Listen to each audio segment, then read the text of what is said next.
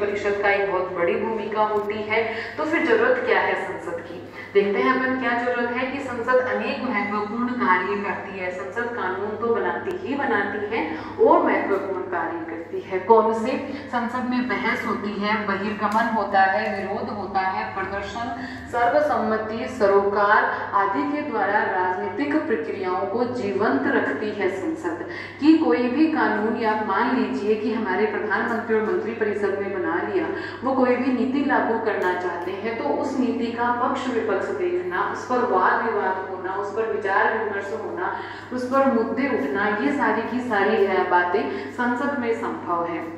तो कोई भी कानून बनने से पहले एक तरह से उसका पूरी तरह से जांच पड़ताल हो जाती है। यहाँ पर संसद वास्तव में प्रतिनिधिक लोकतंत्र का आधार है। प्रतिनिधिक लोकतंत्र, हमने लोकतंत्र के दो प्रकार पढ़े थे, एक प्रतिनिधिक लोकतंत्र और एक प्रत्यक्ष लोकतंत्र। तो प्रत्यक्ष लोकतंत्र इतनी बड़ी जनसंख्या वाले देश में संभव नहीं है, तो हमने अपना रखा है प्रतिनिधिक लोकतंत्र को तो प्रतिनिधिक लोकतंत्र में हमारे चुने हुए प्रतिनिधियों के माध्यम से हम स्वयं पर अपना शासन करते हैं, क्योंकि हमारे ही चुने हुए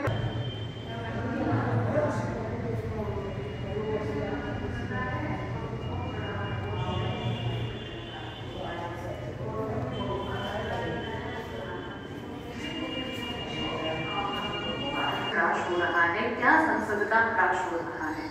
तो कुछ बातें इस कथन के अपन पक्ष में भी कह सकते हैं कि हाँ संसद का ह्रास हुआ है, और कुछ बातें इसको नकारने वाली भी हैं। तो देखते हैं अपन संसद के ह्रास के बारे में कि हाँ अब नीति निर्माण की जो पहल है वो मंत्रिमंडल द्वारा ही की जाती है, और फिर शासन का एजेंडा भी आजकल मंत्रिमंडल ही तय करता है, और इस एजेंडे को लागू भी मंत्रिमंडल द्वारा ही कर दिया जाता है। यानी कि कोई कानून बनना है, कोई नीति बननी है, उसकी शुरुआत भी मंत्रिमंडल करता है, उस कानून को बनवा भी लिया जाता है, और बाद में लागू करने का काम तो है ही कार्यपालिका का। तो ये बातें कहती हैं कि हाँ संसद का ह्रास हुआ है, लेकिन फिर भी अत्यंत शक्तिशाली मंत्रिमंडल हो चाहे, लेकिन उसको विधायिका में बहुमत की आवश्यकता होती है। कि नहीं, संसद का ह्रास नहीं हुआ, संसद की आवश्यकता या संसद की महत्ता में कमी नहीं आई, क्योंकि चाहे कितना ही शक्तिशाली मंत्रिमंडल क्यों ना हो, उसे बहुमत की आवश्यकता पड़ती है, और वो बहुमत होना चाहिए विधायिका में।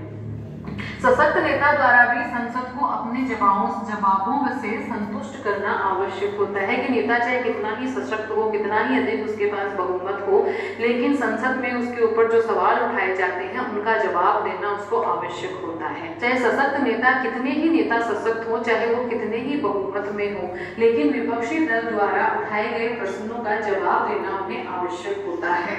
वाद विवाद का सबसे लोकतांत्रिक और खुला मंच होता है हमारी संसद, और लोकतांत्रिक प्रक्रिया के लिए बहुत आवश्यक है वाद विवाद होना, विचार विमर्श होना, किसी भी मुद्दे पर, किसी भी कानून पर बहस होना, उसके पक्ष विपक्ष को देखना, उसकी आलोचना समालोचना होना, ये बहुत आवश्यक है। तो वाद विवाद के लिए एक मंच हमारी संसद ही प्रदान करती है।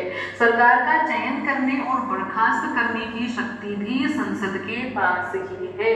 कि संसद में बहुमत दल का जो नेता होता है वो प्रधानमंत्री बनता है, और अगर संसद है वो अविश्वास प्रस्ताव पारित कर दे, तो फिर कार्यपालिका को, या कहें कि हमारे प्रधानमंत्री और मंत्रिपरिषद है, उनको अपना पद खोना पड़ता है। तो इसलिए ये सारी बातें ये बात तो प्रमाणित करती हैं कि संसद की महत्ता आज भी उतनी ही है, आज भी इनकी महत्ता में, इनकी उपयोगिता में कोई कमी नहीं आई है।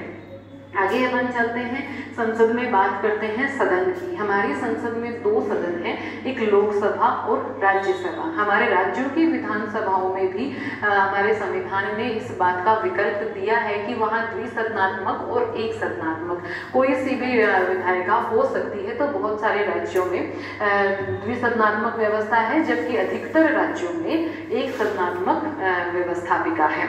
तो देखते हैं, हमारी जो राष्ट्रीय विधायिका है उसका नाम संसद है, राष्ट्रीय विधायिका का नाम संसद है, और राज्य की जो विधायिकाएं हैं उनको विधानमंडल कहा जाता है। हम सभी जानते हैं वहाँ एक सदन होता है विधानसभा, दूसरा होता है विधान परिषद। तो द्विसदनात्मक व्यवस्था क्या होती है? जहाँ दो सदन होते हैं, नाम से ही स्पष्ट है। एक सदनात्मक व्यवस्था जहाँ संसद का एक सदन होता है। तो द्विसदनात्मक व्यवस्था जब किसी विधायिका में 2 सदन होते हैं, एक सदनात्मक विधायिका जब किसी विधायिका में एक ही सदन होता है। जैसे कि बात की थी अपन ने अभी, संविधान ने राज्यों को एक सदनात्मक या द्विसदनात्मक विधायिका स्थापित करने का विकल्प दिया है कि राज्यों में एक सदनात्मक विधायिका भी हो सकती है और द्विसदनात्मक विधायिका। तुमसे बात करते हैं थोड़ा सा। अभी कौन सा विषय पढ़ाई हो रही है? Political science. पॉलिटिकल साइंस, उसमें कौन सा चैप्टर? विधानसभा, विधायक के बारे में। विधायिका।